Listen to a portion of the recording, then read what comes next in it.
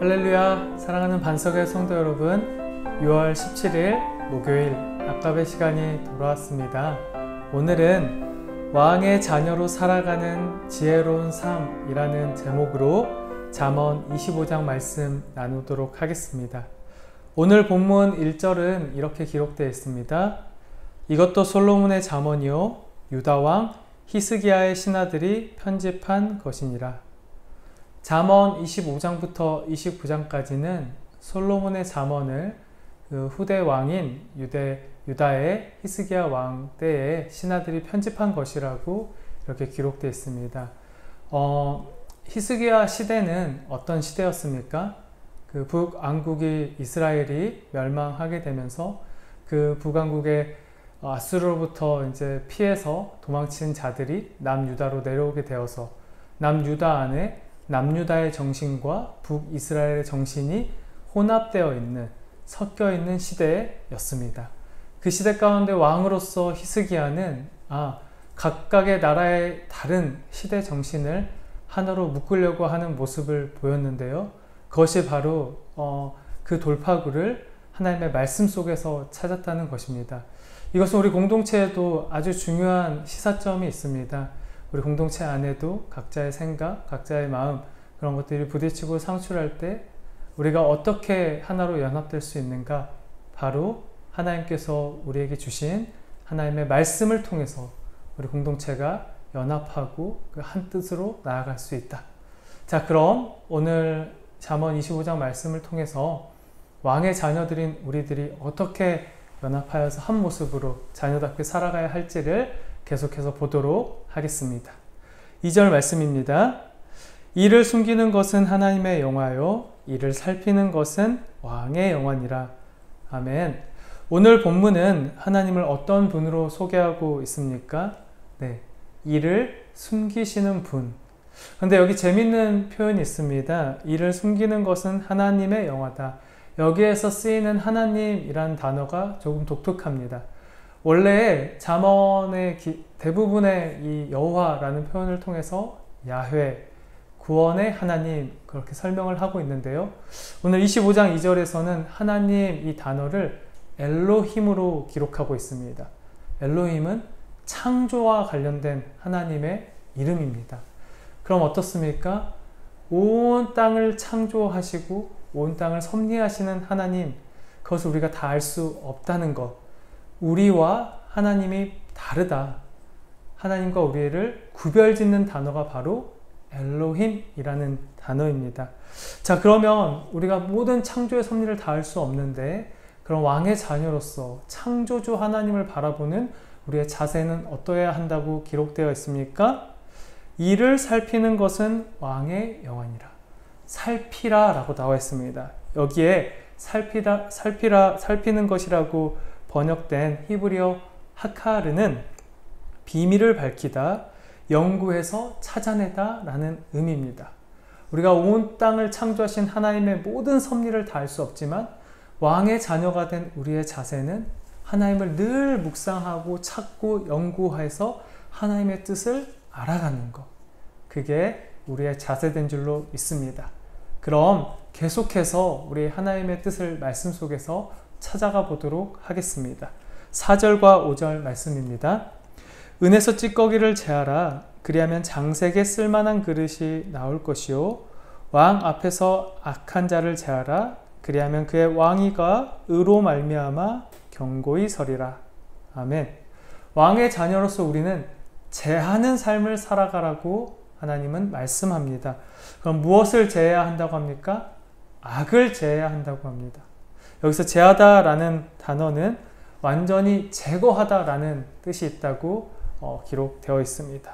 이것이 바로 지혜로운 삶이다. 우리의 삶의 방향에서 악한 마음과 악한 생각과 악한 행동들이 있을 때 그것들을 발견하여서 그것을 제거해 나가는 삶, 그것이 왕의 자녀의 삶이다 라고 하나님은 말씀하십니다. 우리 이어서 6절과 7절을 한번 보도록 하겠습니다. 왕 앞에서 스스로 높은 채 하지 말며 대인들의 자리에 서지 말라. 이는 사람이 내게 이리로 올라오라고 말하는 것이 네 눈에 보이는 귀인 앞에서 저리로 내려가라고 말하는 것보다 나음이니라. 6절에서 7절은 우리에게 겸손하라 라고 말씀하고 있습니다.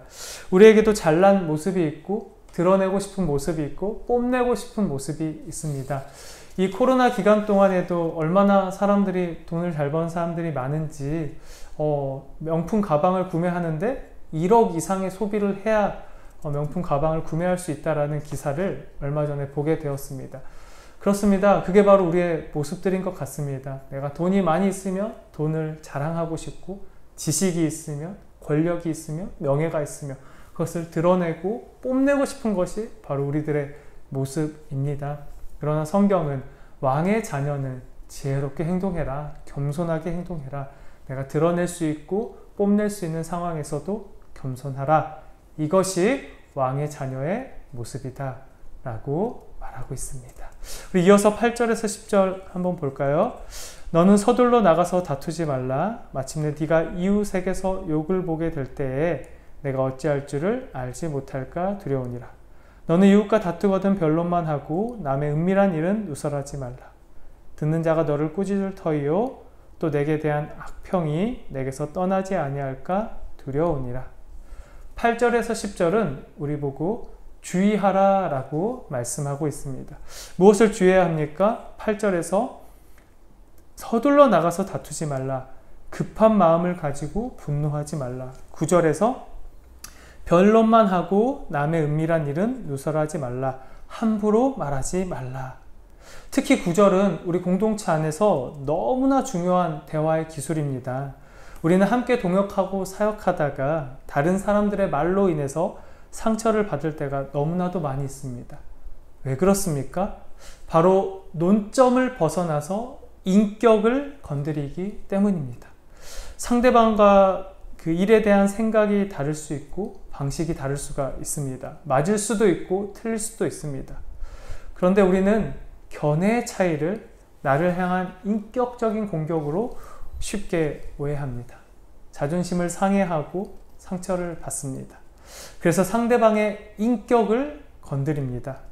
그래서 변론만 해야 되는데 남의 은밀한 것까지를 누설하게 된다는 것이죠. 하나님은 이 모습을 기뻐하지 않으십니다. 그래서 주의하라, 하지 말라 라고 이야기하고 있습니다.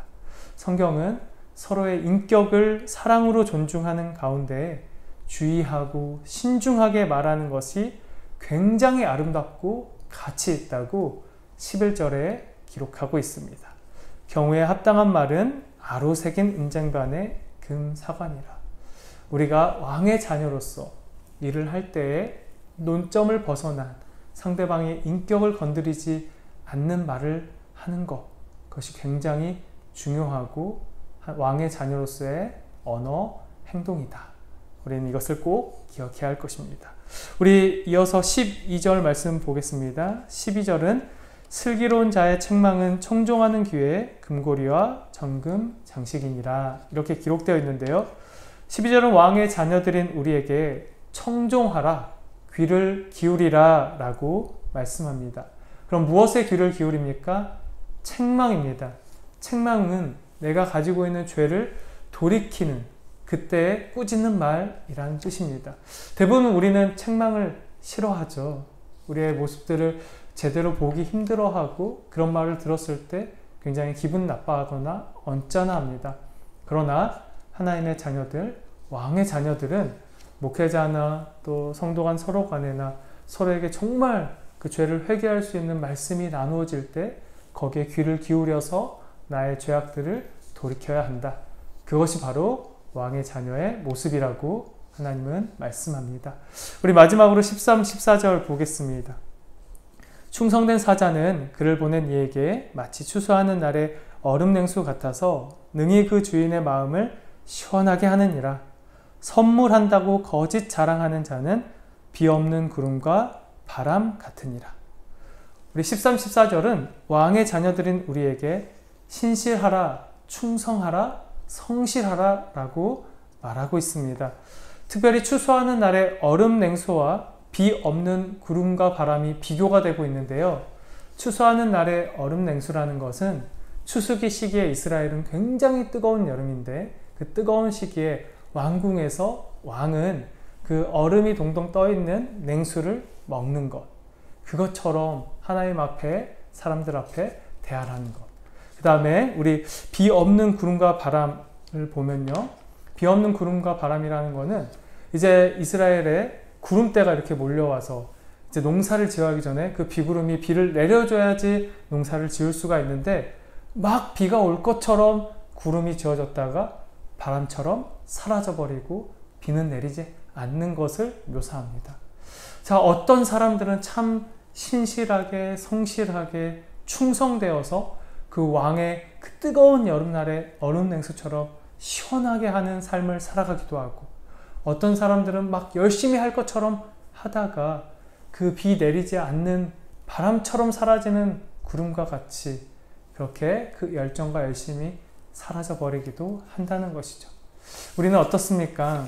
하나님께서 우리의 모습을 보시기에 정말 왕의 자녀와 같은 그런 하나님의 말씀을 살피는 것, 그 다음에 정말로 하나님의 말씀 깊이 연구하고 악한 것은 제거하고 뽐낼 수 있는 자리에서는 겸손하고 상대방의 인격을 존중하는 말을 하고 책망에는 귀 기울이는 그런 왕에게 얼음 냉수와 같은 그런 삶을 살아가고 있습니까? 아니면 하나님의 말씀에 빗나가서 비 없는 구름과 바람처럼 빈수레가 요란한 모습으로 신앙생활하고 있지는 않습니까? 오늘 하루 내가 하나님 앞에서 왕의 자녀로서 어떤 모습인지를 우리 잠언 25장 말씀에 다시 한번 귀 기울이시는 모든 성도님들의 삶이 되시기를 간절히 축복합니다. 네. 하나님 아버지, 하나님께 택함을 받은 왕의 자녀답게 오늘 하루 살아가기를 소망합니다. 다 알 수 없는 하나님의 뜻을 사모하는 삶, 악한 것은 제하고 주님 앞에 늘 겸손하며 신중한 말을 내뱉고 책망의 말에는 귀를 기울이며 언제나 변함없이 신실하고 충성되며 성실한 삶, 왕의 자녀다운 지혜로운 삶을 살아가게 하옵소서. 우리의 참된 지혜가 되시는 예수 그리스도의 이름으로 기도드립니다. 아멘. 네, 우리 내일 또 마카베 시간에 만나도록 하겠습니다.